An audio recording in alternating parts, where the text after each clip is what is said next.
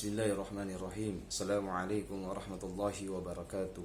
Alhamdulillahi rabbil alamin wal akibatu lil muttaqin fala udwana illa 'alal zalimin amma ba'du.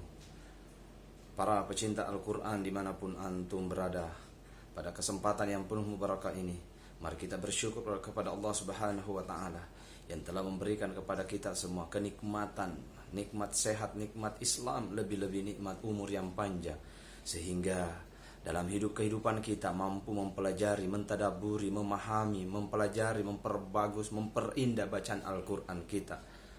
Salawat dan salam kita kirimkan kepada junjungan baginda Rasulullah Sallallahu Alaihi Wasallam sebagai qudwah kita, sebagai contoh yang terbaik, sebagai Nabi Muhammad Sallallahu Alaihi Wasallam yang berhasil menyebarkan tikar-tikar kebenaran dan membasmi tikar-tikar kejahatan dengan membawa suatu konsep dinul Islam sampai saat ini kita dapat nikmati. Oleh karena itu kita bersyukur, tentunya dengan kesyukuran itu mampu kita praktekkan dengan nilai-nilai dan aplikasi dalam kehidupan kita dengan penuh semangat untuk mentadaburi, membaca, memahami dan tentu menghayati nilai-nilai Al-Quran, nilai-nilai yang terkandung dalam Al-Quran, baik yang tersirat dan tersurat, begitu juga dengan secara global maupun yang secara terperinci mampu kita amalkan, mampu kita praktekkan, sehingga dalam kehidupan kita menjadi kehidupan yang penuh kemuliaan dan kesucian, dan tentu hati kita menjadi tenteram, hati kita menjadi tenang karena belajar Al-Quran dengan penuh ketulusan dan keikhlasan di dalamnya. Para pecinta Al-Quran dimanapun Anda berada, pada kesempatan hari ini InsyaAllah saya akan mencoba untuk membahas tentang pengantar ilmu tajwid, madkhalun ila ilmi tajwidi, yakni pengantar ilmu tajwid yang perlu diketahui bersama, yakni definisi ilmu tajwid menurut bahasa tajwid. Jawwada yujawwidu tajwidan, tajwid yang artinya tajwid berarti membaguskan, memperindah, mempercantik. Adapun menurut istilah, yakni ikhraju kulli harfi min makhrajihi ma'i'ta'ihi haqqahu wa mustahaqqahu minas sifati. Mengeluarkan setiap huruf dari tempat keluarnya dengan memenuhi tentunya sifat-sifatnya dari segi hak huruf dan mustahak huruf. Nah, yang dimaksud dengan hak huruf adalah sifat yang senantiasa menempel pada huruf, seperti al-jahr, ada isti'la, ada isma dan lain sebagainya. Sedangkan yang dimaksud mustahak huruf adalah sifat yang nampak sewaktu-waktu, seperti ada tafkhim, tarqiq, ikhfa, idgham, izhar dan lain sebagainya. Nah, terus yang selanjutnya yaitu mempelajari atau hukum mempelajari ilmu tajwid. Mempelajari tajwid yakni sebagai suatu ilmu pengetahuan, yaitu hukumnya tentunya hukum fardu kifayah. Artinya, adapun membaca Al-Quran sesuai dengan kaidah ilmu tajwid hukumnya fardu ain, jadi individual. Kalau fardu kifayah, kalau sudah ada yang mengajarkan ilmu tajwid dalam suatu kampung, dalam suatu daerah, maka gugurlah daerah tersebut, dosa-dosanya dari kampung tersebut kalau sudah ada yang mengajarkan ilmu tajwid. Tetapi kalau tidak ada, berarti berdosa satu daerah atau satu kampung tersebut. Adapun untuk mempraktekkan nilai-nilai tajwid dalam belajar Al-Quran, dalam membacakan Al-Quran, tentu harus disertai dengan ilmu tajwid. Tentu dikatakan di sini adalah fardu ain, fardu individu, wajib setiap individu untuk mempraktekkan nilai-nilai tajwid itu sendiri. Dasar hukum wajib membaca atau dasar hukum wajibnya membaca Al-Quran dengan tajwid, dengan indah, dengan baik, dengan penuh tajwid, dengan penuh keindahan, dengan penuh tartil, dengan setartil-tartilnya, dengan makhraj yang tepat dan pas. Yakni Al-Quran dalam Al-Quran surah Al-Muzammil Ayat yang keempat, A'udzubillahi minasyaitonirrajim warattilil Qur'ana tartila. Dan bacalah Al-Qur'an dengan bacalah Al-Qur'an itu dengan tartil ya. Dari sinilah dasar kita dianjurkan untuk membaca Al-Qur'an dengan tajwid yang benar, dengan tartil, dengan setartil-tartilnya, penuh penghayatan dan tajwid dan bacaan yang baik dan benar. Menurut Ali bin Abi Thalib ya, tartil adalah membaguskan pengucapan huruf ya, serta mengerti tempat-tempat wakaf, tempat-tempat berhenti. Sedangkan menurut Ibnu Katsir, tartil adalah membaca dengan perlahan dan hati-hati, karena hal itu akan membantu pemahaman serta tadabbur terhadap Al-Quran. Terus selanjutnya, tujuan mempelajarinya. Apa sih tujuan mempelajari tajwid? Ya. Tujuan mempelajari tajwid yang harus kita perhatikan adalah mempelajari ilmu tajwid adalah untuk menjaga lidah kita ya, untuk menjaga lidah agar terhindar dari kesalahan dalam membaca Al-Qur'an ya.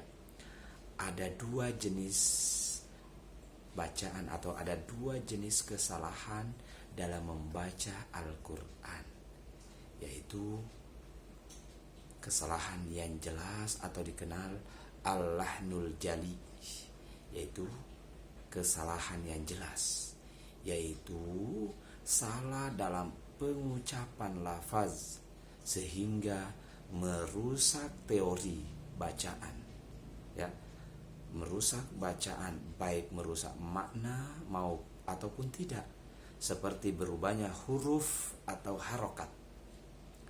Ulama tajwid sepakat bahwa kesalahan jali ini hukumnya haram ya. Contoh misalnya an'amta, yang artinya apa? Yaitu telah engkau berikan nikmat. Kalau dibaca an'amtu, artinya telah saya berikan nikmat. Terus katsirun artinya banyak. Kalau terbaca kasirun ya, katsirun artinya banyak, tetapi kalau dibaca kasirun artinya pecah. Ada lagi yang lain, misalnya lam yalid artinya tidak melahirkan. Kalau terbaca lam yalidu artinya tidak melahirkan, sama ya. Nah, catatan yang harus diperhatikan di sini adalah ketika kesalahan ini disebut jali atau jelas, karena setiap orang mengetahui huruf Al-Quran dan dapat membacanya, pasti mengetahui bahwa bacaan itu salah. Terus yang kedua, kesalahan yang samar atau dikenal dengan al-lahnul khafi, yaitu salah dalam pengucapan lafaz sehingga merusak teori bacaan, tetapi tidak sampai merusak makna, seperti meninggalkan guna, kurang panjang dalam membaca mat wajib, mat lazim dan lain sebagainya. Contoh misalnya ja'a seharusnya dibaca ja'a, misalnya seharusnya dibaca 4 atau 5 harokat, tetapi terbaca 2 harokat saja, misalnya ja'a. Nah ini. Terus yang kedua misalnya inna ya, itu yang benar ya, dibaca dengan guna atau dengung.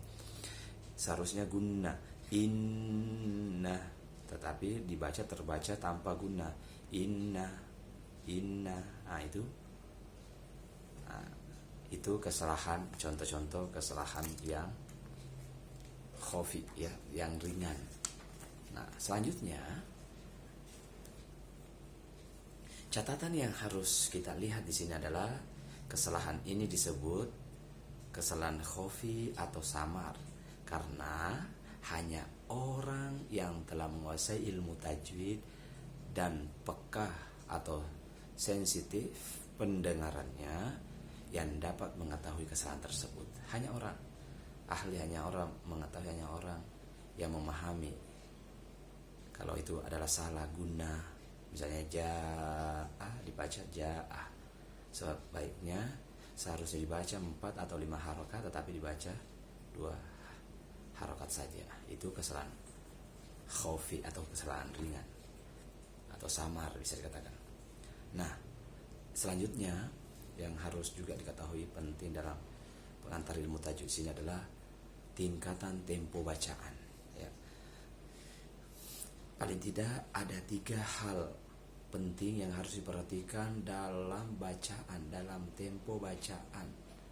Ada yang disebut dengan at-tahqiq, yaitu membaca dengan tempo lambat serta menjaga semua hukum, ya, hukum tajwid tanpa melewati batas, ya, yaitu membaca dengan tempo lambat, ya. Contoh misalnya Bismillahirrahmanirrahim, ya. Terus yang kedua misalnya kita dalam tempo yang kedua itu ya namanya al-hadr, yaitu membaca dengan tempo cepat dengan tetap menjaga semua hukum tajwid melewati batas, ya.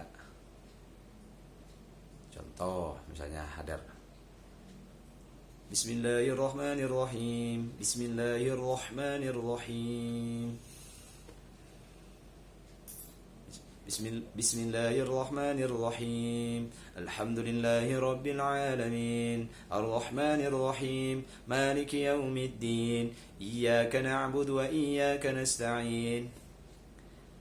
Terus tadwir.